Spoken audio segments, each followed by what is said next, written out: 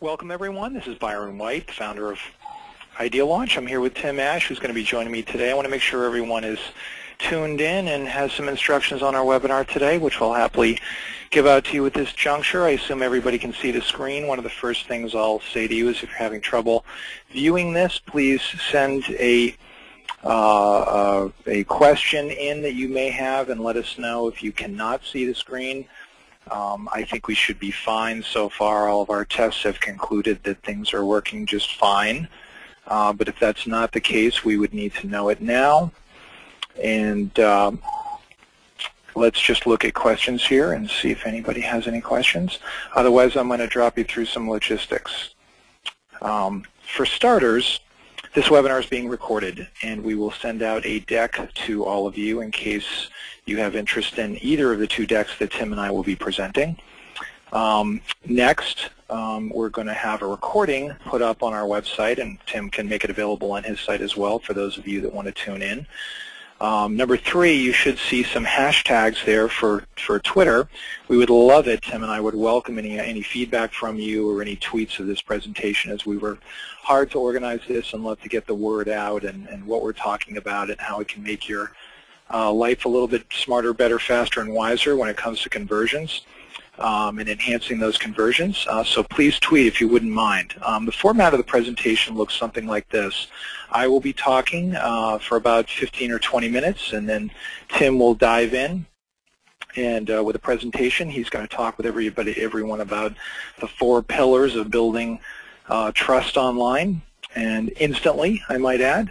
And he will walk through his fantastic presentation and dive in. And so let's just go ahead and start the presentation and carry on. For starters, I want to walk you in my presentation through the content marketing revolution. I'm going to walk you through a few slides and let you know what's going on there. And next, we're going to dive into what I call the ultimate formula to improve conversion rates. And so let's dive in and give you some logistic and a quick update here. For starters, content marketing is really defined as the art of listening to the wants and needs of your customers. And that is probably the single hardest thing for any of us to do.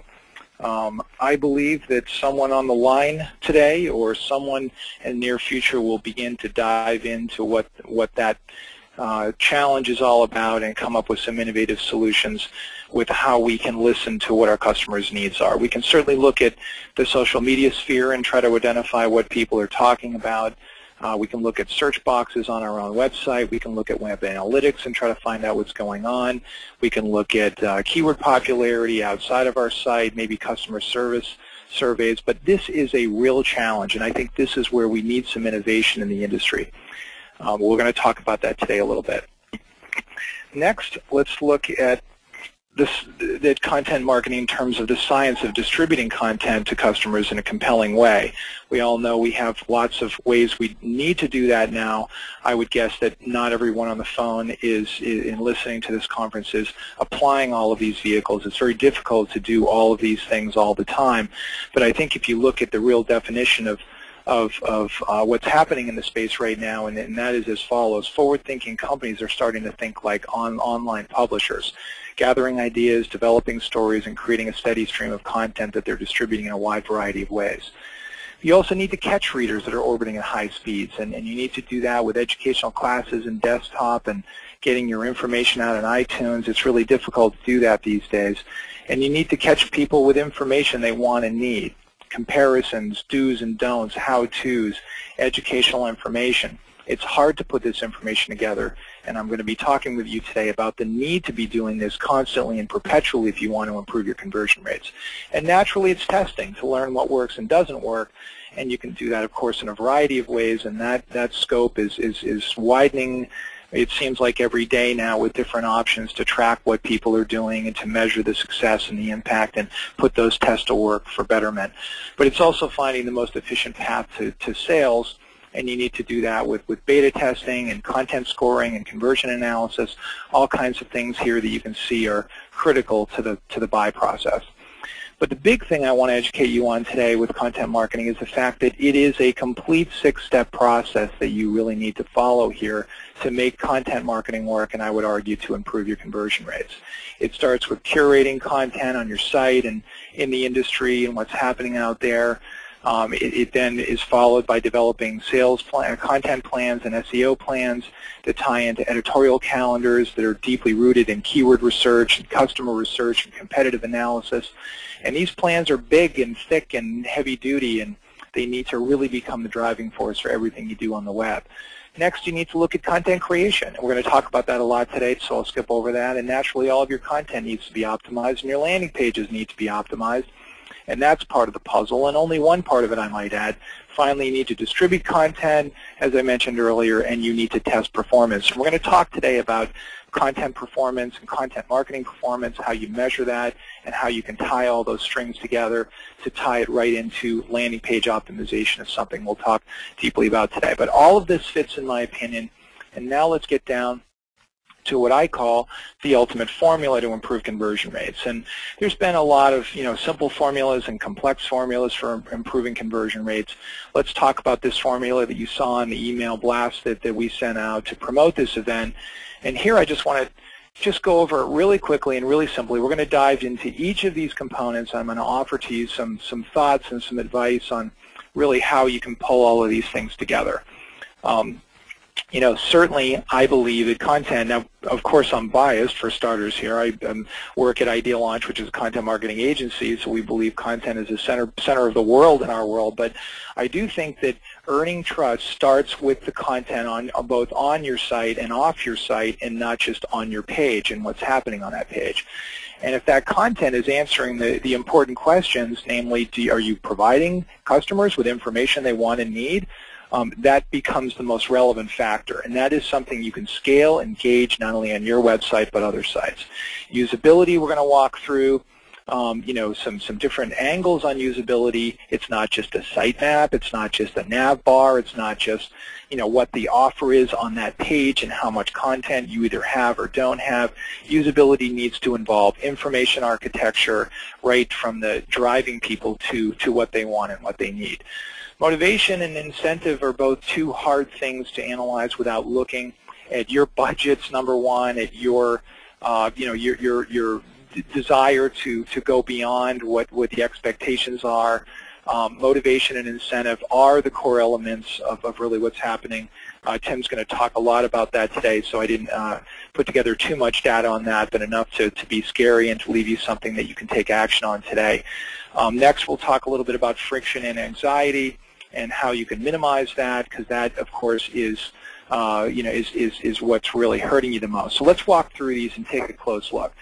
So the big three questions that you have to ask yourself when it comes to content and content marketing in general is, how good does your content need to be? Does it address the wants and needs of customers? Are you digging deeply into the quality of content in comparison with your customers? We're going to talk a little bit today about quality content and what that means, and how companies like Groupon are really using content as their absolute funnel and gateway to success. We're going to talk about that today. Next, we're going to talk about how much content. Do you need a high volume of SEO content to drive more organic traffic, or do you need super quality content to improve conversion rates and landing pages? What is the formula that you're looking for when it comes to content? And that very much determines how much content you need. What is also a pinnacle element to how much content you need is looking at your competitors. How much content do they have? How much content are they publishing regularly? How wide is their stream of content distribution? All of these factors figure into content. So let's take a peek at our fellow speaker on the circuit, Guy Kawasaki, who I've seen speak a few times, and I think he actually saw me speak once as well. But the net of it is, the mantra perhaps is the centerpiece for where you need to begin thinking about your content and your content strategy.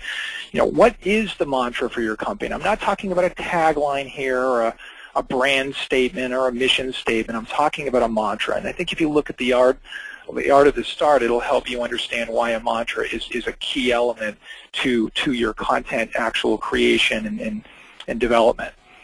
You next need to get in tune with Customer 2.0 wants and needs. Let's face it, customers these days are in a hurry. They want access to specific things. They want personalization, all the things that you should be testing with.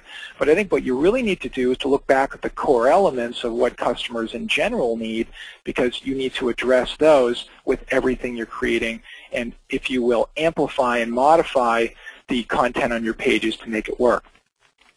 You need a content plan that's packed with lots of research. This content plan does become the driver, in my opinion, not just for customer engagement, increasing traffic, and improving listing positions, but I would argue your content plan becomes the driver to improve conversion rates. You need great content written by great writers that have great characteristics. And if you look over a couple of these, I've highlighted just a few of them. Fresh insight.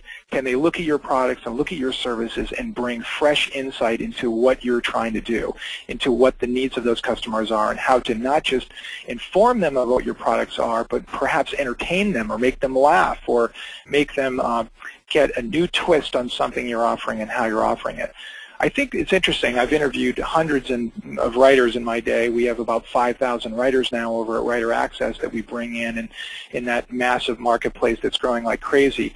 And one thing I find interesting is a writer's ability to ask questions, okay?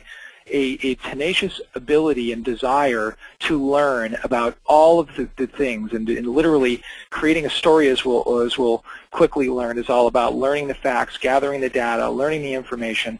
The storytellers of the world are who you want on your team. Those are the people that can really take your products and services and turn them into a story. And they need to do that by using Socratic techniques to actually get that information. So learning how and why to tell stories is important. Please, please read Kevin Roberts' book called Sisimo.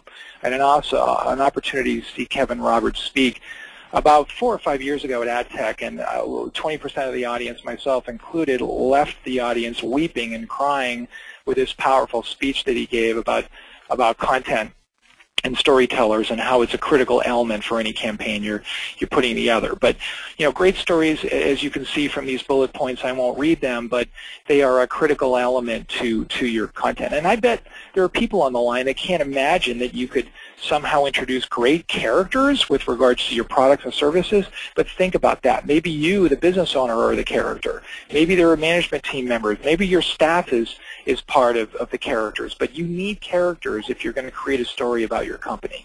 Maybe it's an event that you've funded or your dedication to nonprofit organizations, but you need a story if you're going to be successful, because it's those stories that get passed along and that become the elements of success, even with conversions. So why some stories get passed on and others don't? Well, let's look at the facts. Information fills you up and is a stack of information that may or may not have impact on the way your brain thinks. But a story moves you on and forces you to have emotional connection, and it forces you to take action. And hopefully it has opportunities to touch the heart and inspire. That's the difference. That's the distinction. Ask yourself, are you doing this anywhere on your site? When you glance and look into the offers and everything you're trying to do, is there a story there? Is it? And I would challenge you to say, why not try creating one and watch it improve your conversion rates? So let's talk about usability. So, information is clearly the driver for usability. That's what you're going to hear from someone like me. But the question is, how hard is it to find what you want? What's the information architecture look like? You need to segment readers and customers and move them into areas where they, on that limited small screen that they're looking at, they need to see exactly what they're looking for very quickly, and you need to really focus on that pathway. So the challenge we have here, much like walking down the aisle of a grocery store, is there is a paradox of choice, as well documented by Barry Schwartz in a fabulous book. There's too many choices, especially in this new age of micro-expansion. You look at the number of beers you can find now in the aisleway, or the number of different types of soups you can buy. There are way too many choices and for too little time. So the challenge here is there's a whole new set of rules for these complex decision-making process that we have, and we need to get in tune with that decision-making process and develop your own rules And that's really where I think you separate yourself from the pack. If you can develop the new rules to organize your products and services in a different, unique way and be bold, I think that's a unique opportunity to stand out. But there's also new methodology and new information, which is why you're on the line. Let's look at some of this other stuff. Here's an information plan. You can't really see it, but this is anything but a sitemap. What we're doing instead is we're looking at a customer that needs to create maybe 1,000 assets, and when they're creating these assets, they need to find a place on their website. Where will these assets go? Where will they be placed on their website? How do these content assets with deep information fit with the products and services that are selling? Do you connect the dots? How do they work together? How does it all fit? That's the challenge that you face. That's what you need to do. Segmentation is another way to help the overall information architecture experience with the graphics and graphic user interface design. Can you move your customers in different buckets? Here was a customer of ours that was having a challenge with part of their business helps people that are already in a business make it better. Another part of their business is for businesses that want to start a business. Those are two very, very different audiences. And by trying to do everything to everyone on their homepage, it was really a mess. They needed to clean it up and strip it down. So let's talk about some motivation and incentive. So the key isn't really what offer can you come up with or what thing can you do. Really, you need to look much deeper at this problem. What are the wants and needs of your customers? I think I've said that probably 100 times in this presentation, but I just can't say it enough. What do they want? What do they need? What motivates them? Why not ask them?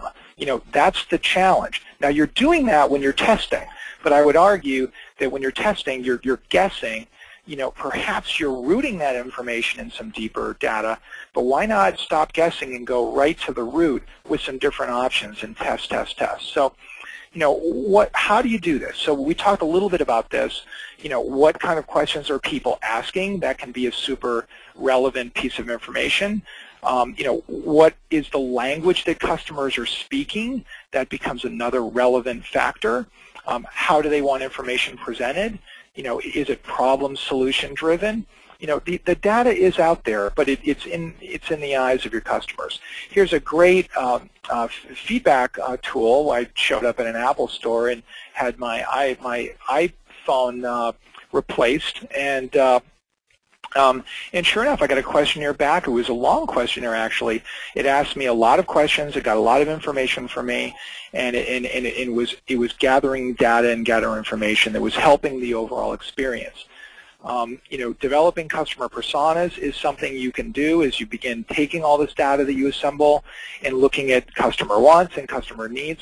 Why is this critical to develop these personas? I would argue that most personas are developed maybe for a manager, maybe somebody doing some testing in managing that whole creative process. These personas should be going to the writers and the content creators that are not just creating copy for a particular landing page, but that are creating content throughout your website, where you have sophisticated Sally versus ADD Andy, where sophisticated Sally wants deep information and white papers and/or longer articles that explain how your products and services could be put to work or how they compare.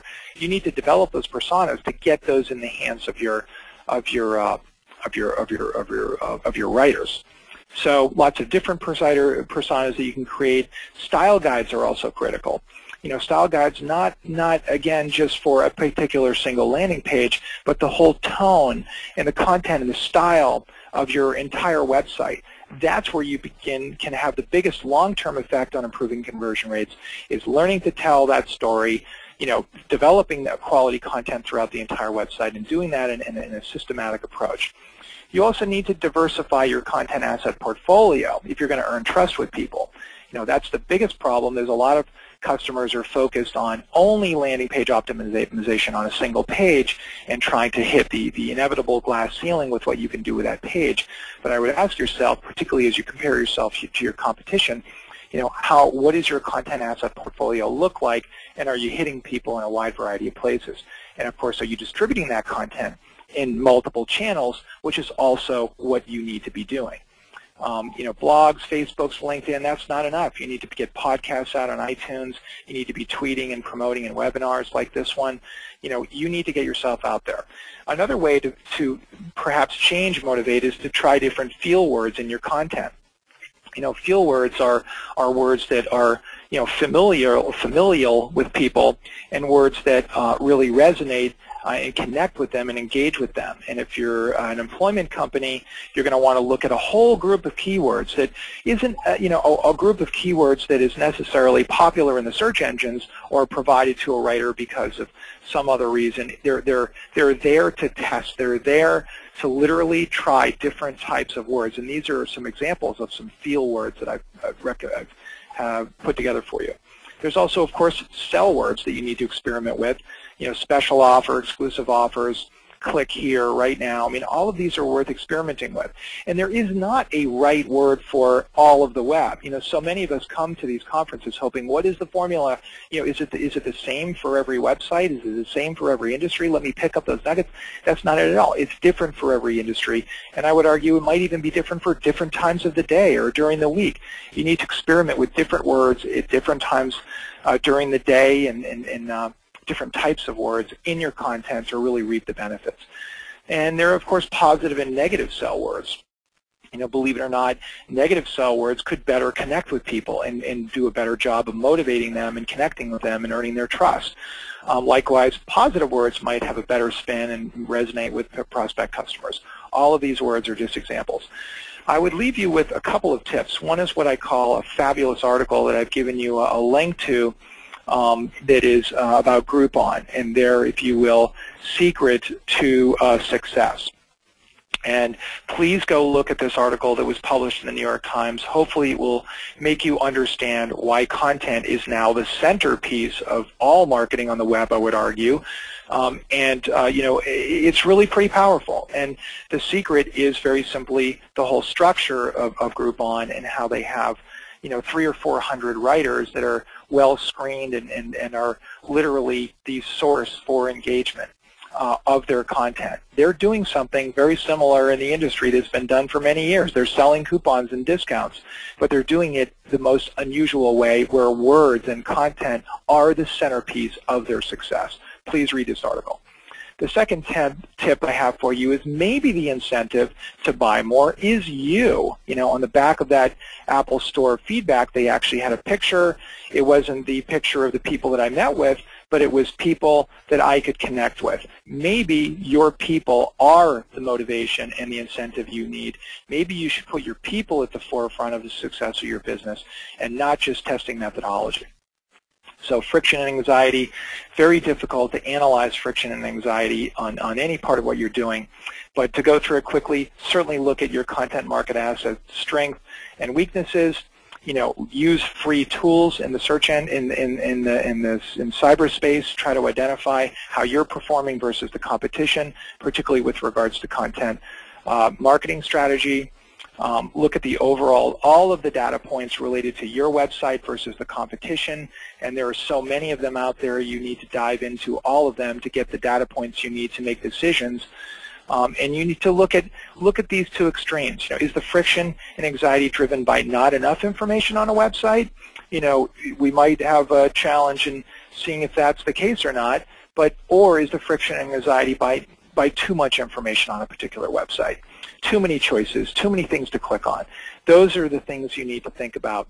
And measuring success, again, I'm going to go through these very quickly, but measuring success is really interesting and challenging, and it's not just about conversions on the page. It could be about downloading assets or customers that converted from the assets they downloaded. You can look at revenue generated from those customers that downloaded assets. You can look at improvements of time on site as a great opportunity to see success in connecting with customers, decreasing user acquisition cost, another fine example, improving your listing positions. The point of all of these is to say there are a lot of ways to measure success, and not just with a particular formula of conversion rate. You need to look beyond conversion rates alone as a means by which to measure success. So without further ado, I'm just going a little bit over because there's so many slides here, but I leave you with only this. The only marketing left is content marketing, as Seth Godin likes to say. Feel free to get a free copy of my book, which we'll actually send out to everybody anyway. You'll also be getting a copy of this deck, remember, but I'm going to turn things over to Tim now without further ado. And Tim, take it away. Thanks so much, Byron. I'm going to do a quick switcheroo here, so bring up my deck, and hopefully everybody can see my screen now. Good. Well, we're going to get rolling. I want to expand on something that Byron was talking about. Actually, there's a lot of overlap in a sense in what we're talking about, which is people. The common equation here is this is content for people, ways to get people to trust you. At the heart of all of this is not technology, and I'll say this till I'm blue in the face, but for some reason everybody in online marketing doesn't believe me. They think it's about 140 character this and +1 that, and it's not. It's about psychology, not technology. So please tune into this because this is really, really, the core stuff hasn't changed in a long, long time. I'm going to skip this slide. My VP of Business Development told me I had to put it up, but I'm not actually going to talk to how many clients we have. What you're really here to hear about are the 4 pillars of building instant trust online. And there's some interesting research around this, which is that when you're building trust online, you have a couple of special challenges. When we meet people in person, we know who they are. We can see something about them. We can see if they're smiling and frowning at us or how they're dressed. But online, we have to do it instantly. There's research from a Canadian university that says that we will form an impression of a landing page in less than 50 milliseconds. That's right, 1/20th of a second. And you can't fool that. It's subliminal, it's automatic, and it's something that basically carries over to the likelihood of them interacting with you or converting later on. It's something that bypasses all of the traditional stuff. Another difficult thing about doing marketing online is we don't know who our visitors are. There's these anonymous people flitting by our site every day, so we have to do it anonymously without that face-to-face interaction.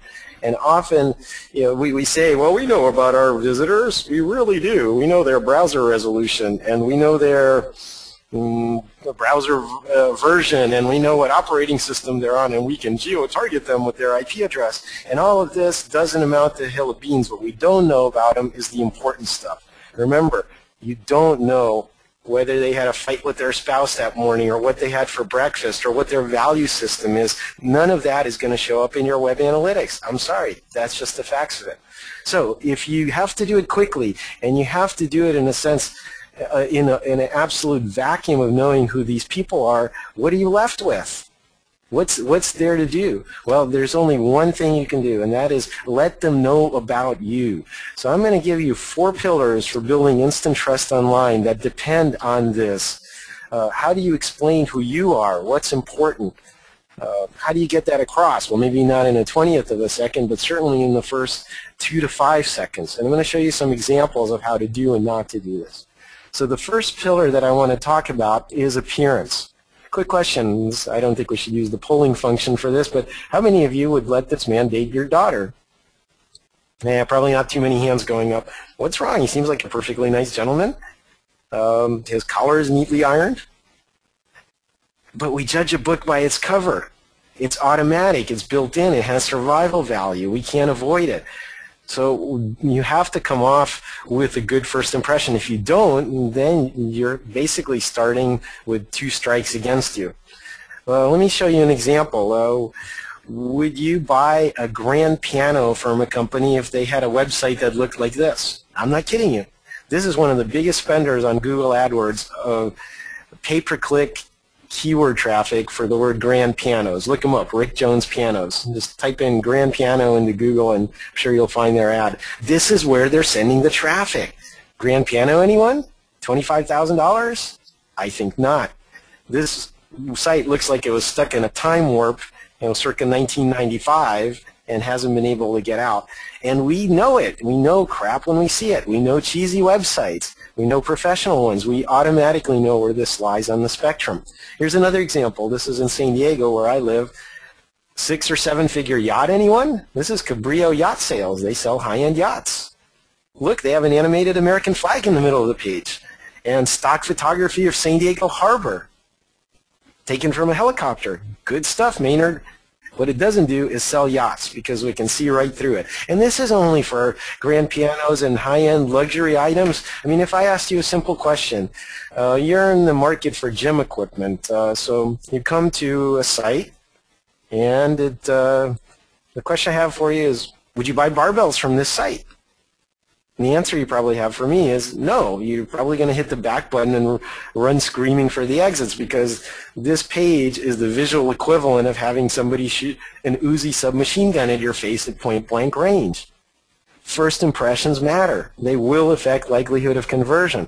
So to kind of sum up this first pillar of building trust online, what you have to do is not get disqualified based on how you look. So to get through that first impression, there are 3 things I suggest you do. Number 1, redesign your site. It's probably dated and old. You know what? Ours is. We're in the middle of a long overdue redesign right now. Check back in about a month. It should be looking pretty pimpy at that point. But the point is that standard goes up and up every day. What was okay in 1995 is not okay now. What was okay in 2009 is not okay now. When was the last time you took a hard critical look at the production quality and professionalism of your own site? Another thing that's important is sparseness and neatness, and this is more of a design philosophy, if you will, but actually, since Byron brought up Seth Godin, I'm a big fan of Seth's, and one of the things that he talked about is basically screaming at people to get their attention. You still have to do that. You have to interrupt them. We had to somehow, in all the clutter, get you to listen into this webinar. But once we have you here, hopefully we're not going to treat you the same way and continue to scream at you. So what you should do is when people come to your landing page or your website, there should be kind of a cleanliness to it, a subtlety, room for it to breathe, lots of white space on the page ideally. Don't pack it in with all kinds of clutter. What you really need to do is have a bullshit-free zone on your website. And if you create that, then I will stick around. If it's going to look cluttered, I'm going to punch out. And the final thing is kind of an analog to this notion of just sparse, clean, Zen-like design, and that is organization and clarity. You really, really need to make the hard choices for me. If there's lots of options on the page, if it's your overloaded homepage, for example, what you want to do is to cut down that choice, help me focus, tell me what's important, prioritize it for me visually. If you're not doing that job and you're just throwing everything up against the wall, see what sticks, you're doing yourself and me a disservice. So to kind of sum up, basically be professional, be sparse, and have a small, clear number of choices. Okay, that was the first pillar of trust. I want to talk about the second, transactional assurances. This is really, really important in both business-to-business and business-to-consumer context. So I'm going to talk about it more from a business-to-consumer slant, but I think hopefully you can make the translation. All of us have anxieties when we're on the web. You keep hearing about Sony's website being broken into, and all these major companies can't protect their data. We're afraid of getting on spam lists. We're afraid of getting our identity stolen. We're afraid of getting, the blue tricycle when we ordered the pink roller skates. All of these things are realistic fears. What happens if we want to return a product online? What happens if we want to cancel that expensive newsletter subscription? All of these things are just kind of lurking in the background, and surveys have shown that they are debilitating. So anything that you can do to give me a sense of trust earlier on in the transaction is going to pay huge dividends. Okay, so let's talk about an example of how not to do this. So here's an example of an e-commerce catalog, smartbargains.com. I've drawn the scroll line where most people are going to see it on a pretty big monitor. Down below at the very bottom, they have a fantastic, I may say, collection of trust symbols. Those include VeriSign and Ship by UPS and Accept Visa and Bill Me Later, and they're members of the BBB, Better Business Bureau Online Reliability Program. That's great stuff, except for one problem. Only 15% of people are going to see those trust marks because they're buried at the bottom of the page where you have to scroll. So if they're that important, in fact, you're paying for many of them, then why are you burying them at the bottom of the page? If you want to guarantee 85% of people won't see them, that's the place to put them. All right, here's an extreme counterexample of PetSmart. For a while, they were running this as their homepage. Now, as you can see in the upper left-hand side, they have the hacker safe symbol in where the logo usually appears in that upper left corner. Now, this is, by the way, that's now McAfee Secure, but the point is, they've put the trust mark ahead of their brand and broken a very strong usability convention while doing so. So PetSmart can, their logo is now jumbo size, and in the middle they've compensated for that. But still, regardless of anything else on the page, I think you'll agree that you get this two-part message. And that two-part message is, we're safe to shop with, we're PetSmart. So as you do this, think about where your trust marks are. And they can be in lots of different forms. They don't have to be in the form of just safe shopping seals. You can reassure me in various ways visually about your forms of payment, delivery, guarantees, security policies, anything like that that will smooth the transaction. And of course, important trust marks like Buy Safe or McAfee Secure Trustee should be there. That goes without saying. In hundreds of landing page tests, there's consistent validation that they will lift conversion and are well worth the small price that you're paying for them typically. Okay, I want to talk next about the third pillar of building trust online, and that is authority. Now, this is with all due love and respect to Dr. Cialdini. Big shout out to Arizona there. He is the master of persuasion and influence. In fact, if you don't have a copy of his book, Influence, The Psychology of Persuasion, you really need to go and get that and earmark it and read it over and over. Anyway, one of the ways that Dr. Cialdini talks about building trust is appeals to authority. Now, let me ask you a quick question. Here's a doctor, right? You're laying in the hospital. You just had acute appendicitis. You need to have your appendix removed right now. Not a choice. Okay, this guy walks into the room. Do you feel comfortable with them performing the operation? Most of you would say, well, given the circumstances, yes. Uh-oh, I have some bad news for you. That's a model, and that's a stock photography photo, and that guy just has a stethoscope and a white lab coat. Otherwise, he's not qualified to cut on any part of your body. What do you think about it now? But he's wearing the trappings of authority, the uniform of authority. Here's another example. Let's say I showed you a picture of a bunch of old people sitting around and standing around in chairs, well, otherwise known as the U.S. Supreme Court justices. Do you see how just wearing those black robes, even though they're just ceremonial, puts them in a completely different light? Because we trust authority, and even outward signs of authority can be very, very powerful in influencing us. Also, I mean, this extends to all spheres of our life. If you were to look, for example, at this nice policeman, I'm sure you would comply with his wishes, and his authority would have some influence on you. Not just because he carries a gun and a taser, or because Boston cops are known to be mean. No, just kidding. But because of that uniform. So how do we translate this to the web?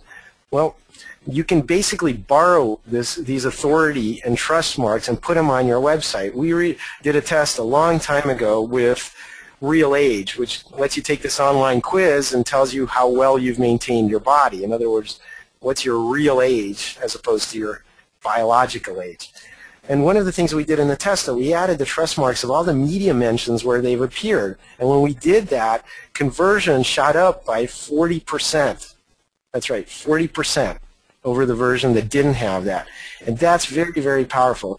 And this works in business-to-business settings. Here's an online lead form for SF Video, one of our clients who does large-scale DVD and Blu-ray duplication. Now, their lead form actually takes up only maybe a quarter of the page here, and most of it is taken up by their trust marks in the form of client logos. Now, I bet you if you needed Blu-ray duplication, you'd come to them, and the talk track in your head would go something like this. Wow, they work with Walmart and Nike and ABC and AT&T. I hope they'll take on a small company like mine and handle my little itty-bitty duplication job.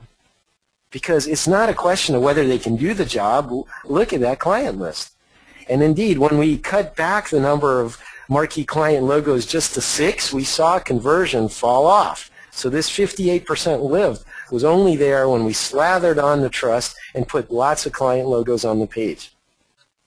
And this does, and okay, you know what? It gets better. You can use a variety of client logos or badges or seals. It doesn't even matter what they are. Okay, take a look at this. This is a debt negotiation company. Actually, they sell off your debt negotiation leads to companies that will handle, and negotiate your debts for you and negotiate them down. Now, one of the things they had were some trust marks lower down on the page. And when we did a landing page test, I'm going to show you the winning version here in a second, we promoted those trust marks to higher up on the page. Here it is. Now, of course, a lot of things have changed here. The form's shorter, the different happy couple picture, but you see those trust marks in the right column? Now, I bet you most of you don't know what any of them mean. Well, maybe D&B you do, but what's the USOBA? I don't know, or task at the very bottom there. I have no idea, but I call this the butterfly collection. If you get enough trust seals, what you're doing is you're saying, we're proud to be a good corporate citizen. We're part of all these trade associations, and we adhere to all these standards and business practices, and that is something that carries weight on its own. So visual seals as opposed to words. Now, Byron talked a lot about the power of words, and that's certainly true, but the fact is a picture is worth 400 to 500 words. That's how much faster people process visual information than they do written text. And if I can just glance over and go, oh, lots of fancy trust seals over there, then that gets the point across very, very quickly. All right, let's see this in action. Now, one of our clients, Credo Mobile, they're a socially conscious cell phone company out of the Bay Area, which I guess is a bit redundant. In any case, they came to us with this landing page for an email campaign. Get this phone, we'll buy you out of your current contract, and everything's hunky-dory. Well, one of the things that wasn't on this page was trust. Who are these people? Unless you've already heard of Credo Mobile, you'd have no idea of what they stood for. So what we did is we helped them redesign a new landing page and fix some of the other obvious issues with it. And when we did that, here it is, the page that I was talking about. One of the things I want to point out on the right side in a special column are the charities that they've donated over $60 million to. Greenpeace, Planned Parenthood, Doctors Without Borders.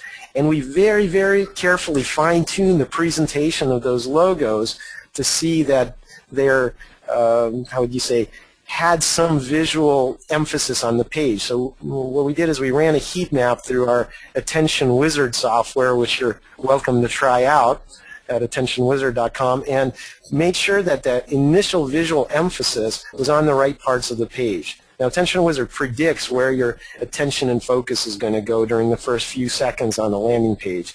And it works with mock-ups, which is what we used it for, as well as screenshots of live pages. So there's obviously attention on the hero shot on the phone and the call out on the left. The call to action button's got a big hotspot, but we very carefully tuned the contrast on that first logo at the top of the list, the Greenpeace logo, to make sure that some of the attention went over to those trust symbols. And when we did that, the results were pretty spectacular. Now again, arguably we changed some other things on the page that had a positive effect, but after this, when we tested the two side by side in a head-to-head test, we saw an 84% increase in conversion. So let me just wrap up on this third pillar of trust by saying borrow trust from better-known brands. Do that however you need to, whatever that means in your world and in your context. Borrow trust from better-known brands in the form of reviews and awards, marquee client logos if you're a business selling to other businesses, media mentions, trade associations, anything like that. Slather it on. Now, having said that, don't let it dominate the visual conversation. In most cases, that's not appropriate. In the case of SF Video, it definitely was. But you can be subtle about it and still get the point across. Okay, if you've been keeping track, we've gone through 3 pillars of trust. I'm on to the very last one, which is consensus of your peers. Do you think these people care what you think? Well, unless you happen to be in their prison gang in Colombia, I don't think so. Just like teenagers don't listen to their parents, we're only influenced by our own peer group, by our own cultural tribe, if you will. And then usually they're self-selected tribes, but in most cases we're influenced also by people that are similar to us. Let me ask you a question. Let's assume that there was another outbreak of avian flu, and you happen to be on the subway in Tokyo, and everybody around you dressed like you was wearing masks. And there was a guy standing there at the entrance of the subway and handing out these masks for free to people. Would you put one on? Now be honest, think about it. Avian flu, not good stuff. Would you put one on? Many of you, I bet, would probably say yes. And here's a newsflash for you. There is absolutely no proof that face masks prevent the spread of avian flu. How about that? True fact. However, peer pressure is a very, very powerful motivator, and many of us would do it anyway. That's how powerful it is. So how can we get this to play to our advantage on the web? How do we use this consensus of our peers to play an important role in conversion? Well, I like a lot of the things that REI does on their website, and I'm just going to kind of highlight on the product detail page of their catalog just one facet of basically kind of ways of using social proof correctly. And it's, I'm sure you've seen it before, but what they've done is aggregate all of the important information from other people. So this is not their stuff. It's not the manufacturer's description of the backpack. It's Facebook likes. It's 84 product reviews. It's email this to a friend. It's all of the social and sharing features that we commonly see. If you don't have these on your site in some form, in the appropriate context, you're definitely not making use of the consensus of my peers.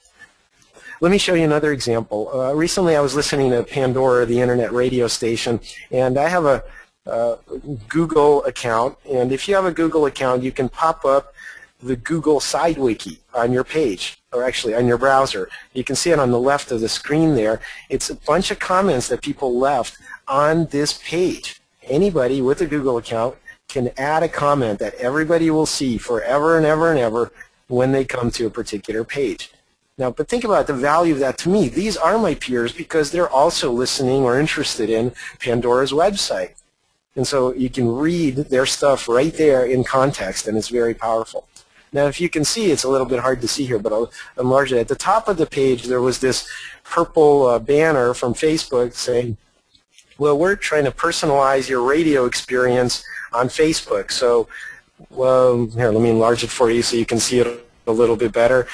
Basically, it says, can we use your Facebook information to help give you a better experience on Pandora? And I said, sure. I'm kind of a all about sharing kind of guy. So I said, sure, use my personal information, share away.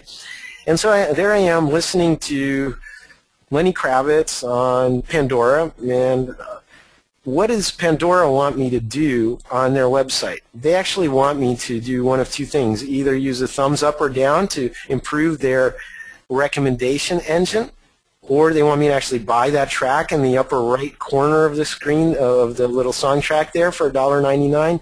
But one of the ways that they're influencing me to do that is to actually show me in context somebody that I'm connected to on Facebook who also likes this artist.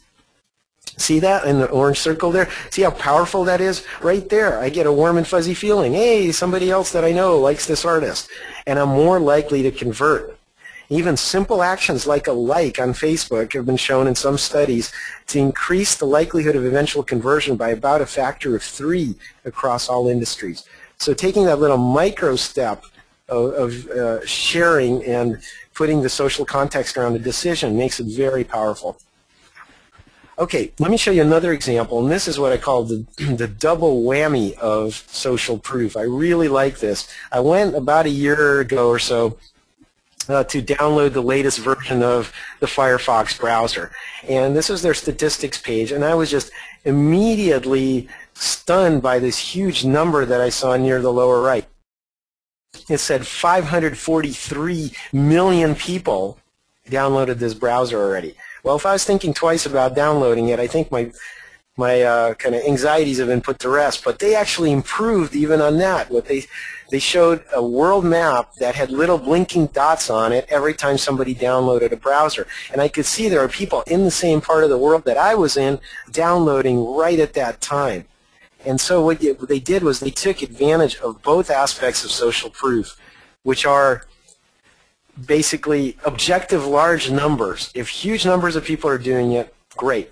What's also important in that is people like me, so it's the notion of likeness. And you combine those two, and again, I'm liberally borrowing from Dr. Cialdini on this.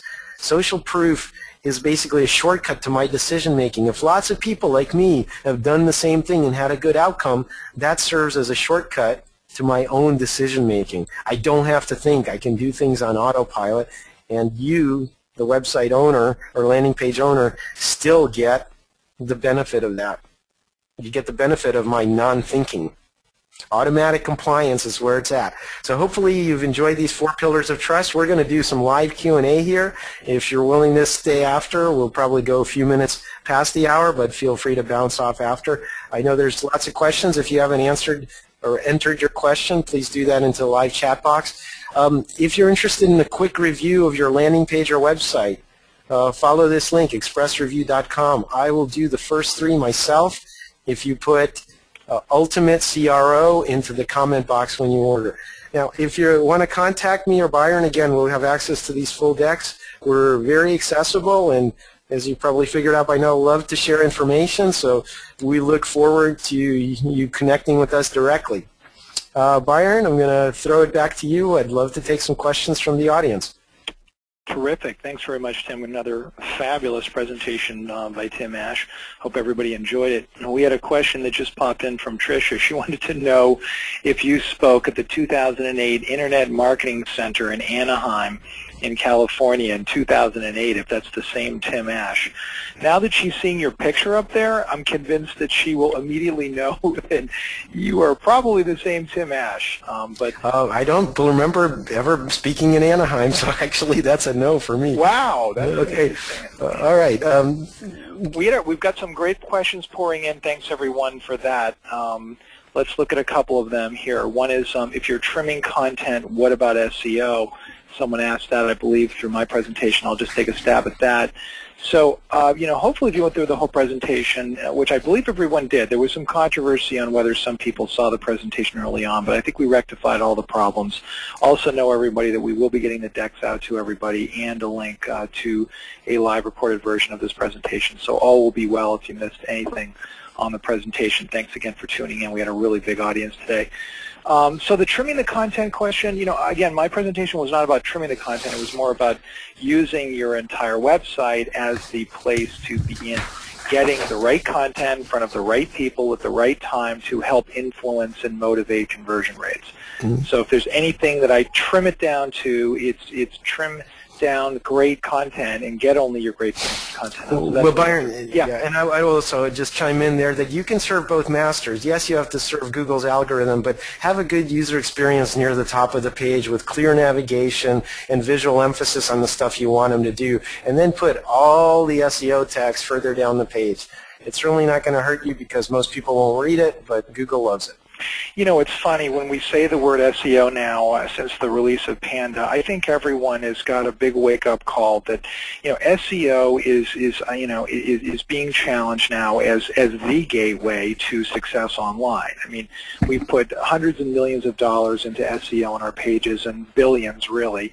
And people are now beginning to realize that, what was the purpose of that again? What is this Houdini magic link building garbage? What's going on here? But, search engine optimization is a big, broad topic. It does involve things like inbound marketing, content marketing, content distribution. The main point, I think, is don't be afraid to touch your page content just because of SEO. That's, I think, that's increasingly, the signal of the on-page content is increasingly de-emphasized. It's more about social cues and sharing of content and so on.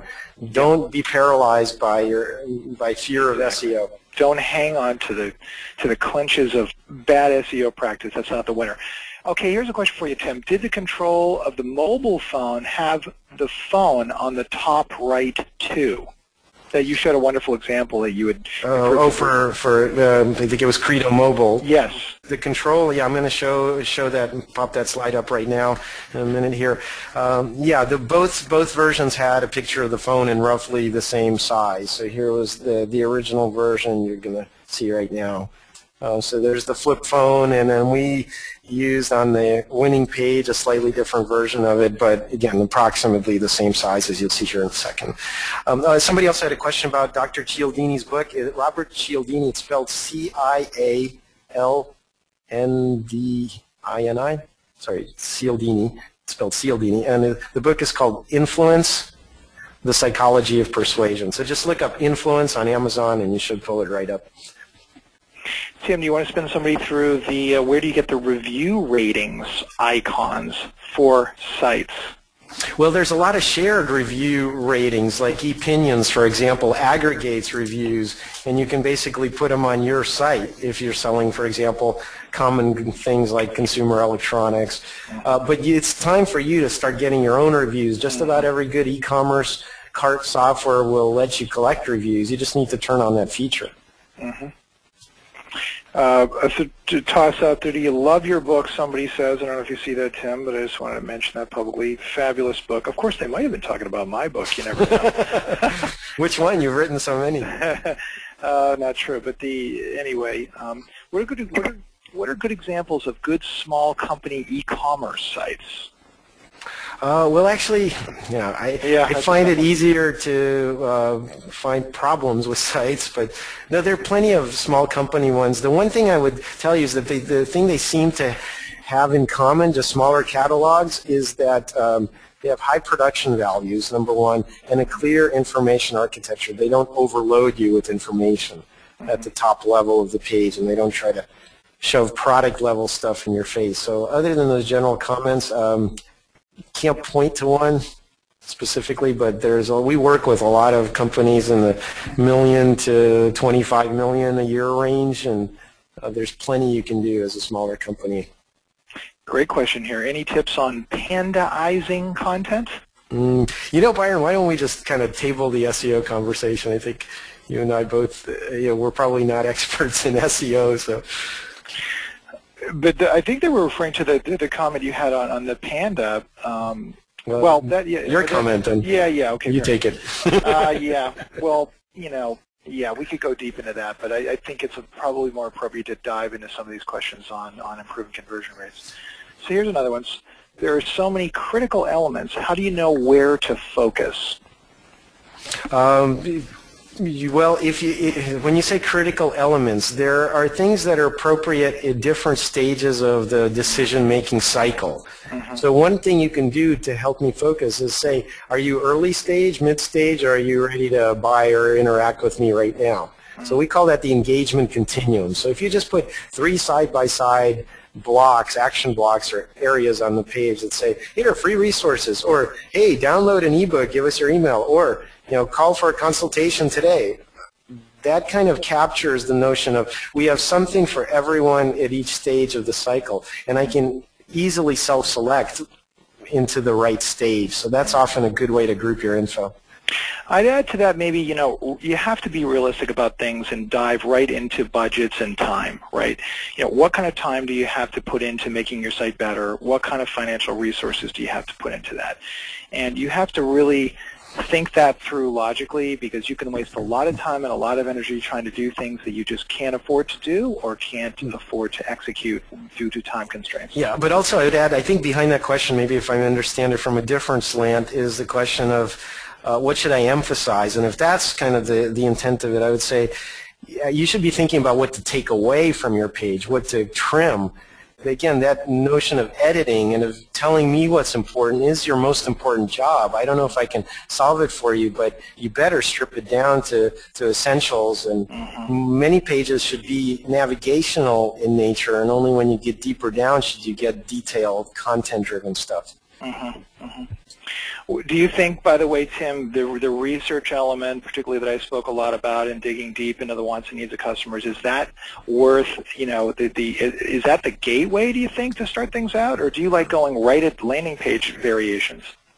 Well, no, absolutely. Understanding the roles of the people showing up and the tasks they're trying to solve, matching their intent, in other words, I think, Byron, we both agree is the most important. I disagree with you that personas are the best way to develop that. In my book, I talk about roles and tasks and then steps in the decision-making process, called that formulation, the matrix. And that's a pretty disciplined way to make sure that you're not missing anything. The psychological personas I have more of a problem with, but anyway. We can take that online. Experts can disagree as well. Yeah, that makes it fun, actually. Any recommendations for e-commerce platforms for a small business at this point? There's hundreds of carts out there. Yeah. I know for that some of the ones we hear about regularly that are getting traction are Magento, ZenCart, GoEcart. Again, I don't have direct experience with any of them, so I'm full of crap. All good names there you dropped. Look at CMSs. There are lots of them out there. Even Yahoo stores. Make sure that they're object-oriented and more modern and allow you the flexibility to do what you need to do, including testing ultimately. Yeah. When you say Yahoo stores, one of my problems with that one in particular is it's a real bear to test with. So don't get locked into something where you're kind of forced to use their quick drying cement. Here's a question from Stephen. What is the latest pros, cons of ebooks, right? So, that fits maybe in my camp in that you really have to look over your entire portfolio of content assets and determine where ebooks fit in that portfolio. You also have to think about how are you going to use ebooks, as part of your marketing strategy. Some people are using ebooks to for content engagement with customers and lead generation, that should certainly come into play, particularly if your goals and objectives are lead gen. Other customers in e-commerce are using ebooks as incentives and giveaways and motivators. Take action now and get my 101 content marketing tips book or whatever the key ebook. I mean, there's so many ways to use great content assets. I agree. I think ebooks are very powerful, but I would say that to kind of pick a bone with you, you made it sound like there's this big edifice that needs to be built all at once, all this content creation and syndication and planning. I would say start out with your blog or an email series, and then you can easily turn 10, 20 blog entries or emails that you send out in your newsletter into an ebook with a little bit of massaging. Ebooks can be very powerful because they can be trackable. You can embed custom URLs in them, so when they're ready to act, they come right back to the point of action on your site or landing page, and you know quite a bit of information about them already. And I think your disagreement was actually an agreement with what I was saying, so I'm agreeing with your disagreement just to totally confuse people. What recommendations do you have for a site where the person has many YouTube videos? How would you use those videos to promote, hang on a second, the site while not cluttering it up or making it look tacky? Question. Okay, well, two quick tips. One is do not use embedded players. They're too low resolution anyway. Nobody likes to watch them. So pop it up in a Lightbox popover. What it does is it shows it to you in its full color, high resolution glory, and it also doesn't put design constraints on you. In other words, what should be on the page is a little postage stamp sized thumbnail a la Facebook videos that that people know to click on to view the video viewer in the Lightbox popover. And then also use a very clear, striking image for the kind of cover shot for that little thumbnail in the first place. It doesn't have to be the first ugly frame of your video on YouTube. Design a custom picture with a little play button circle and triangle on it, and make sure that it has high impact. Great answer. Someone wanted to ask about long and short landing pages. Yes. I'm sure you'll agree, Byron. The answer is yes. Well, the answer is test. No, both of them work. Yeah, long form works for some lower price point consumer stuff, definitely. For info products that try to pull you in to more expensive sale. I don't understand the psychology of them myself, but I know we've done some multivariate testing on long form letters, and we're able to increase conversion rates by double digits by just playing around with what's in the long form letter, not changing the overall format. We've also had times when we chopped up a long form letter into a microsite to be more logical and tank conversions by 30%. So the answer is test it. What would Tim's advice be for portal type websites? where a wide variety of people would visit with different needs? The main principle that we use when designing for content on deep sites like that is to use the rule of 80-20. In other words, show only the most popular categories and put the rest of the categories into a see all link that slides down and expands on the page. And show the most popular few subcategories for the advanced users to navigate. But again, have a see all link if you have more. In other words, kind of progressive disclosure. If I can't find what most people are looking for, then I'll click on the see all link. My website is only 1 year old and I'm not getting any product reviews. Any suggestions on how to get more people to give reviews? Yeah, and bribe them. Exactly. No, I mean, why not? Why not? How much is a good review worth? Yeah. Yep. A free T-shirt, publicizing their testimonial. It doesn't really take a lot. If you're an informational service, give them an extra month access. It doesn't cost you anything anyway. It's all pure profit. Can't leave Brenda hanging here. Do you have any good resources about SEO? Well, I think my book, 101 Content Marketing Tips, which you can get free on ideaLaunch, is yours for the taking. Read that book, and as Brian Eisenberg said, you'll need to know everything you need to know about SEO in the eyes of somebody that's focused on content. So, and then a shout out for SEO Moz. Those guys have been, SEO experts forever. You join their pro plan for whatever it is, $79 a month, and you'll have world-class resources. Agree, and there's so many tools. I have a slide that talks about some of the tools, and just getting to know, SpyFu, shout out to Mike Roberts, my pal. There's so many great tools out there. Did a webinar with WebStream CEO a couple of months ago. There's just great stuff out there. Dig into the tools, dig into the data. That's the answer.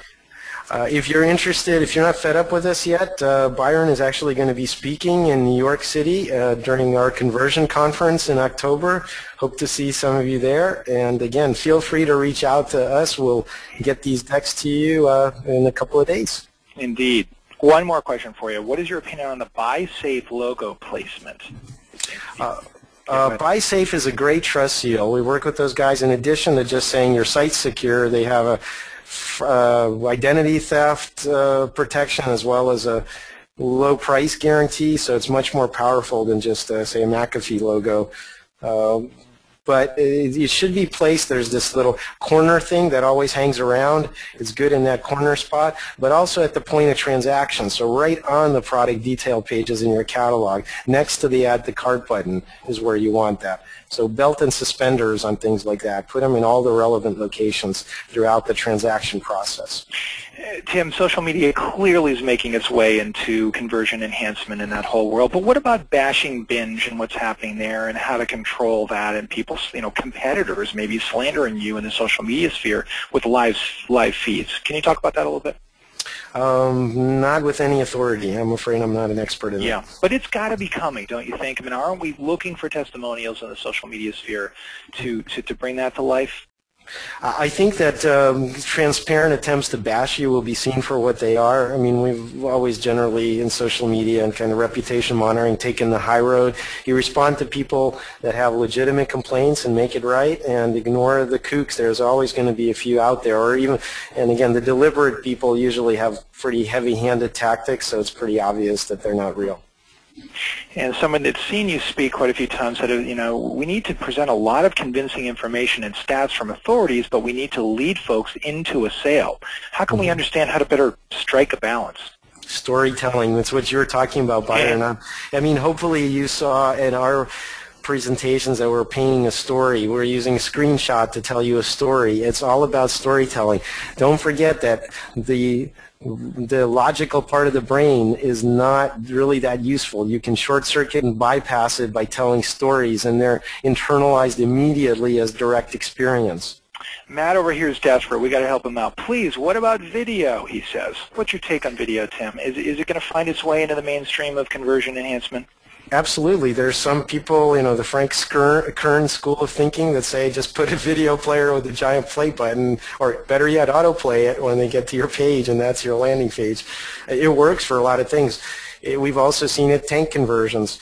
If it's annoying, if it shows up for repeat visitors. So there's a lot of parameters around the player and the experience itself that are important. Do you start it with audio on or off?